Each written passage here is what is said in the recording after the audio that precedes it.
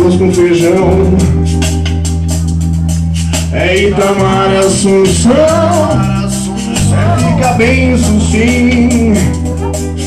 São apenas meias palavras sem sentido, que de tão sentidas se sentem obrigadas a serem citadas.